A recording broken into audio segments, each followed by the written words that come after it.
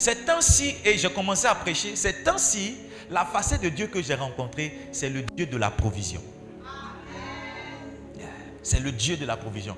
J'ai rencontré un Dieu qui est tel que, quel que soit ton moyen, ton besoin, il peut descendre et puis apporter la solution. En 2 Corinthiens, le chapitre 9, le verset 8, il dit, Dieu peut vous combler de toutes sortes de grâces, afin que, ayant toujours et en toutes choses, de quoi satisfaire tous vos besoins. Je connaissais un Dieu qui guérit, je connaissais un Dieu qui est fidèle. Maintenant, j'ai commencé à connaître un Dieu qui pourvoit aux besoins de ses enfants. Et c'est ce Dieu-là que j'ai commencé à vous présenter. C'est cette facette-là de ce Dieu-là que j'ai commencé à vous présenter depuis que nous sommes rentrés dans le mois de juin. Écoutez-moi, l'intérêt de savoir que Dieu est le Dieu de la provision va vous garder de trois méfaits ou de 3 mots. Le premier mal, c'est le fait de tomber dans le vol.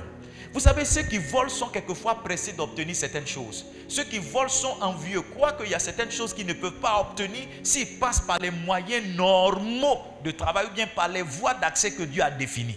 Alléluia. C'est pourquoi ils vont voler. Mais quand vous savez que Dieu est le Dieu de la provision, quand quelque chose ne vous appartient pas et devant vous, vous pouvez passer parce que vous savez qu'aujourd'hui la chose n'est pas à vous, mais sur votre chemin, Dieu vous le donnera. Le bishop Dak nous a raconté une vision qu'il a eue avec le Seigneur. Il était sur un chemin en train de marcher et il a vu de l'or. Chaque fois qu'il faisait un pas, il a vu de l'or. Au moment où il s'apprêtait à prendre l'or, le Seigneur lui a dit non, laisse l'or là. Ce que tu vois, il y en a beaucoup devant. Il y en a beaucoup. Donc quand vous savez que Dieu est le Dieu de la provision, vous n'êtes pas pressé de ramasser l'or que vous trouvez en chemin, quelquefois qui n'est pas à vous. Deuxième mal duquel savoir que Dieu est le Dieu de la provision va vous garder, ce sont les dettes. On tombe quelquefois dans les dettes, pourquoi? Parce qu'on est aussi pressé. Parce qu'on ne croit pas Dieu capable de nous donner. On ne croit pas Dieu capable de nous financer. C'est pourquoi on tombe dans cette proposition d'avoir maintenant ce qui pourrait nous aider à financer nos activités. Enfin, la troisième chose qui va vous garder, la troisième chose dont Dieu va vous garder lorsque vous allez savoir qu'il est le Dieu de la provision. J'ai parlé du vol, c'est pas ça? J'ai parlé de la dette. Et j'ai envie de parler de certains mensonges, de certaines escroqueries, de certains micmacs qu'on fait pour pouvoir. Mais j'ai surtout envie de parler de ce qu'on appelle chez nous l'enchantement et le maraboutage. Pourquoi les gens vont chez les marabouts?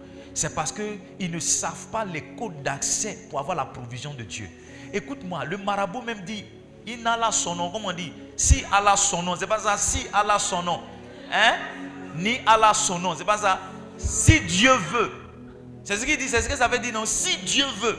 Si Dieu veut. C'est de lui-même, il n'a pas la garantie. Pourquoi aller chez quelqu'un qui n'a pas la garantie de te donner? C'est parce que tu ne connais pas le code d'accès. C'est parce que tu ne sais pas que le Dieu de la provision, là, il peut arracher le souffle de vie à ce marabout-là. Il peut arracher le souffle de vie à ce sorcier. Si tu savais cela, tu irais directement chez lui pour demander la provision de ton affaire. Est-ce que je peux vous dire la vérité? Dieu pourvoit aux besoins de ses enfants. Ne quittez pas ce mois de juin là sans laisser cette vérité là remplir votre cœur et commencer à marcher par la foi pour que vous puissiez voir Dieu agir dans votre vie, pas seulement pour le loyer, parce que ça c'est les choses vraiment essentielles et basiques. Vous commencez à croire en Dieu pour des vacances en Europe. Vous commencez à croire en Dieu pour des vacances aux États-Unis. Vous commencez à croire en Dieu pour des vacances même dans une autre ville de la Côte d'Ivoire. Oui, c'est possible que pendant toute l'année, tu prennes 2 semaines, tes enfants et toi, tu payes, je ne sais pas moi, un transport, un hôtel, vous êtes couchés là, vous mangez, vous mettez vos pieds dans la piscine et vous venez. Pourquoi est-ce que tu ne peux pas croire en Dieu pour cela? Ta foi est limitée en Seigneur, regarde, bientôt la fin du mois arrive, mon loyer n'est pas encore géré. Et c'est à ce niveau-là que Dieu se manifeste parce que c'est là que tu l'as mis. Si tu as mis Dieu dans le loyer, c'est là qu'il va te... Moi, je veux que tu actives Dieu pour d'autres choses encore. Tu actives Dieu pour des choses plus belles. Pourquoi tu ne pourrais pas avoir ta voiture à toi? Pourquoi tu ne pourrais pas avoir une maison? Écoutez-moi, Dieu est intéressé par votre confort. Comment vous dormez? Avec quoi vous dormez? Avec qui vous dormez? Où est-ce que vous dormez? Dans quel quartier vous dormez? Dieu est intéressé par ça. Cette vie misérable d'être dans des quartiers... Non, c'est pas ça notre portion. C'est pas ça notre portion. Excusez-moi si ma manière de parler vous donne l'impression que je suis orgueilleux, mais c'est à cause des vérités de Dieu qui remplissent mon cœur. Je veux ouvrir mon cœur, vous les transférer pour que vous aussi, Parce que en réalité, la vie d'un enfant de Dieu est définie par la qualité de sa foi. C'est ce que tu crois que tu reçois. C'est ce que tu crois que tu gagnes. C'est ce que tu crois que tu vis. Aide-moi à dire à quelqu'un, change ta croyance. Assieds-toi une minute. La provision de Dieu vient de 4 voies principales. La première voie, la voie surnaturelle, je l'ai partagée avec vous. Vous devez être capable de croire que Dieu lui-même peut vous visiter sans passer par un homme. Oui, c'est possible que tu marches, que tu ramasses beaucoup d'argent. C'est possible. C'est possible. Quelqu'un va dire, c'était avant, on ramassait l'argent. Les temps sont durs. C'est possible. C'est possible.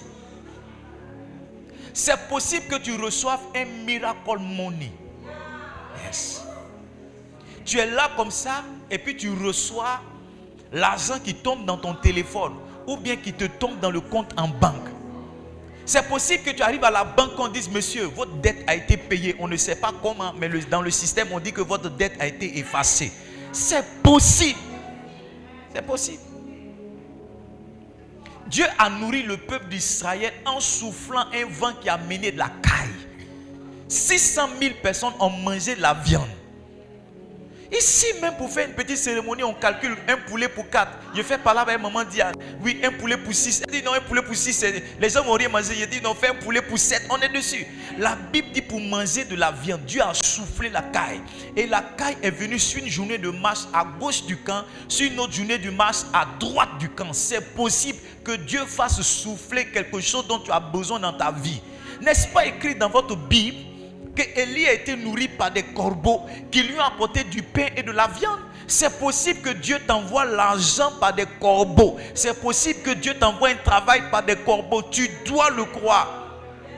Il y a des pasteurs, et je ne leur en veux pas, qui combattent par exemple les miracles financiers. Vous savez, Dieu est illimité. Il y a certaines choses que Dieu fait, c'est parce que notre pensée ne peut pas l'accepter qu'on croit que ce n'est pas de Dieu. Dieu fait au-delà de ce que nous pensons, au-delà de ce que nous imaginons. Quand une prophétie vient qui dit que tu auras l'argent, tout de suite ton esprit commence à définir par quoi est-ce que ça va venir. Si ce n'est pas Orange Money, est-ce que... Non, je n'ai pas MTN Money, ça va venir. Moi, je crois que MTN Money même peut venir sur un numéro Orange. Oui, c'est ce que je crois. Je crois. La deuxième voie par laquelle le travail vient, par laquelle la provision vient. Et si tu n'as pas commencé à croire en la provision divine, ça veut dire que tu as choisi d'être pauvre. Les disciples ont dit à Jésus, qu'est-ce que 200 deniers pour nourrir tout ce peuple? Qu'est-ce que 5 pains et 2 poissons? Jésus les a regardés, il a juste souri. Il dit, faites-la asseoir par ce groupe de 50. Quand ils ont fini de s'asseoir, il a juste rendu grâce à Dieu. Et le pain s'est multiplié. Yes, le pain s'est multiplié. C'est possible que ton riz se multiplie. Yes. C'est possible. Quelqu'un qui dit, vraiment papa, tu vas fort, hein? Oui, c'est possible. La deuxième voie par laquelle la provision vient, c'est la voie de l'activité. Et j'ai longuement parlé dessus. Si tu n'as pas de travail, ça veut dire que tu as dit, toi-même tu t'es fermé les portes pour recevoir quelque chose. Parce que la Bible dit, tout travail procure l'abondance. Un des chemins pour aller à l'abondance, c'est de travailler. C'est pas ça? Le précieux trésor de l'homme, c'est l'activité. Quand tu décides de travailler, ça veut dire que tu as ouvert les vannes par lesquelles Dieu peut envoyer l'argent. Maintenant, comment ça se fait que quelquefois tu as un travail mais tu n'as pas l'abondance? J'ai expliqué 7 clés que tu dois activer pour marcher dans l'abondance quand tu travailles. L'une des premières clés, c'était la bénédiction. Une autre, c'était la diligence. Allez-y écouter le message sur YouTube. J'ai partagé ces clés-là. Revisitez ces messages. La troisième voie par laquelle la provision de Dieu vient, c'est ce que j'appelle le canal des hommes. La provision humaine. La provision par l'assistance des hommes. Mon frère, qui te connaît ou qui tu connais, ça facilite dans la vie. Il y a certaines choses. Écoutez-moi. Les relations représentent une monnaie. Il y a certaines choses, ce n'est pas ton argent qui va acheter. C'est quelqu'un qui va te le donner. Oui, il y a certaines choses, ce n'est pas ton argent qui va te permettre d'avoir, mais c'est quelqu'un qui va te le donner. C'est quelqu'un qui va te le donner. C'est quelqu'un qui va te le donner. Les relations, mes enfants, les relations. Quelquefois tu es là, tu dis mais qui va m'aider? Qui va m'aider? Qui va m'aider? En réalité, c'est parce que tu sais que si tu connaissais quelqu'un, ta situation serait meilleure. Au stade où nous en sommes, ton travail ne suffit pas pour avoir un poste quelque part. Il y a quelqu'un que tu dois connaître quelque part pour être positionné. Pour être positionné. Vous qui ne voulez pas avoir de relation, vous qui ne voulez pas, qui voulez... Écoutez-moi bien. L'une des pièces que l'ennemi donne aux enfants de Dieu, c'est de leur faire croire qu'ils n'ont besoin de personne. Si tu entends un homme dire qu'il n'a besoin de personne, c'est un homme qui est séduit. Parce que dans le succès de tout homme, il y a l'intervention d'un autre homme. Dans le succès de tout homme, quand un homme raconte comment il est devenu grand, il va dire à une période de ma vie, il y a telle personne qui est rentrée dans ma vie, qui m'a aidé à faire ça, ou bien qui m'a poussé à faire ça, ou bien qui m'a inspiré ça. On ne raconte jamais l'histoire de son succès sans mentionner le nom de quelqu'un d'autre. Ça veut dire que si tu empêches certaines personnes de rentrer dans ta vie, tu es en train toi-même d'aller vers l'échec. Il y a certaines sommes d'argent qui n'arrivent dans ta vie que par le moyen des personnes que tu connais.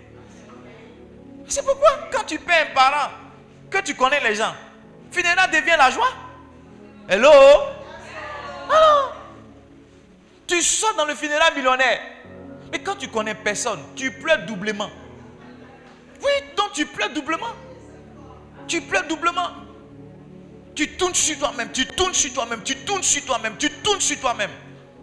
Quand tu connais quelqu'un, tu envoies un message à tous les groupes de ton téléphone. J'ai perdu papa.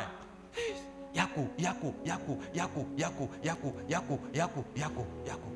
Qui tu connais? Vous devez être intentionnel pour bâtir des relations. La quatrième voie par laquelle la provision vient, c'est ce que j'appelle la sagesse. La comment? Vous n'étiez pas là mercredi. Écoutez-moi bien. Dans tout l'argent que Dieu vous donne aujourd'hui, il y a un peu pour demain. Dans ce que Dieu te donne en juin, il y a une partie de J là qu'il a mis dans juin. C'est ta capacité à savoir gérer l'argent qui va faire qu'en J, tu n'auras pas de problème.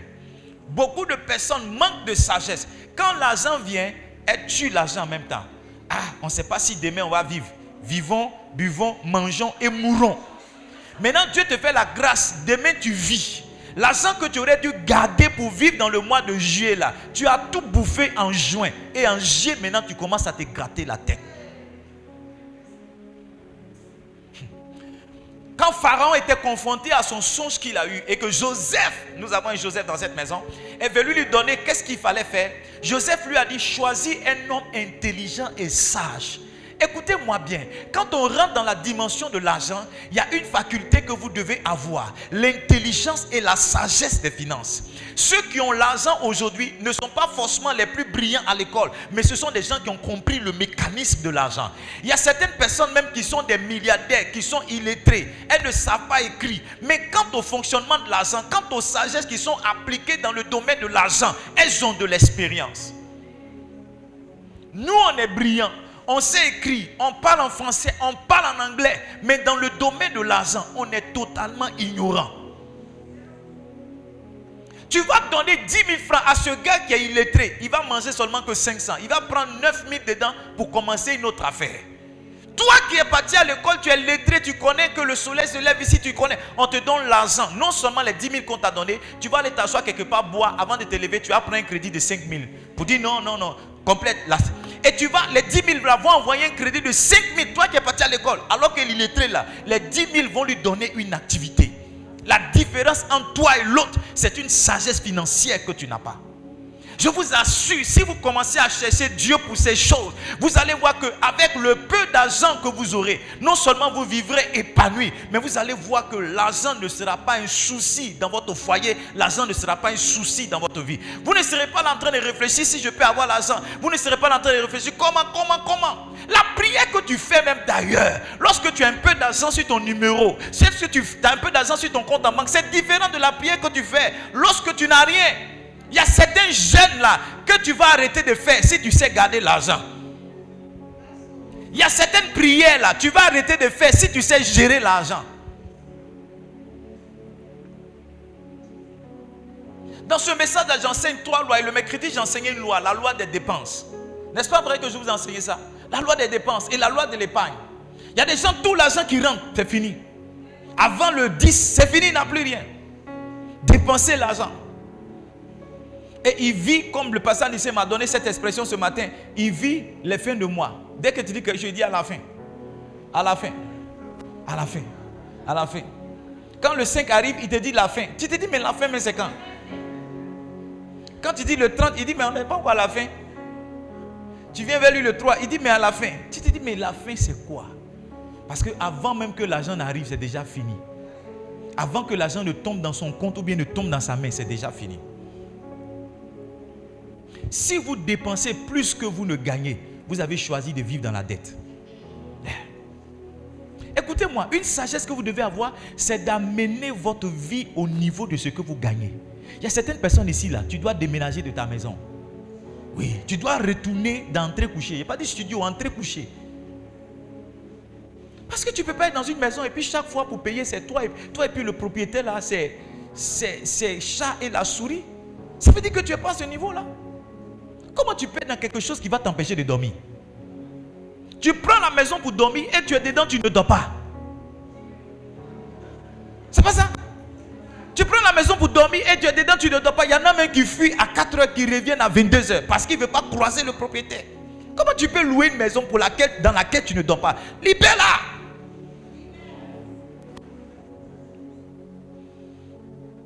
Il y a des gens qui achètent des choses inutiles. Tu achètes quelque chose que tu ne vas pas porter. Tu achètes quelque chose que tu ne vas pas utiliser. Tu achètes des choses même qui ne te servent pas. Aujourd'hui, je vais appuyer une partie de ce message sur la sagesse, qui est la partie de l'investissement. Parce que dans le message sur la sagesse, il y a 3 lois principales. La loi des dépenses, la loi de l'épargne. Vous devez être capable, et je pense que j'ai enseigné ça la dernière fois, vous devez être capable de garder de l'argent. Écoutez-moi bien, l'épargne, ce n'est pas l'argent qui reste lorsque tous tes besoins sont comblés. L'épargne, là, c'est l'effort que tu as quelquefois de voir certains besoins ne pas être comblés, mais pour garder l'argent. Ça dit, tu dois acheter une nouvelle chaussure, tu n'achètes pas, mais tu gardes l'argent. Tu dois acheter peut-être une nouvelle montre, tu ne l'achètes pas, mais tu gardes l'argent. Mais si tu veux attendre de voir que tout est fait, maintenant tu dis, oh, maintenant je suis rassasié, je vais garder. Ça ne va jamais arriver parce qu'il n'y a pas l'argent de quelqu'un qui lui suffit. Même quand tu demandes de l'aide à quelqu'un qui te donne, c'est dans l'argent prévu pour quelque chose qu'il prend pour te donner. Il y a très peu de personnes qui vivent au-delà de...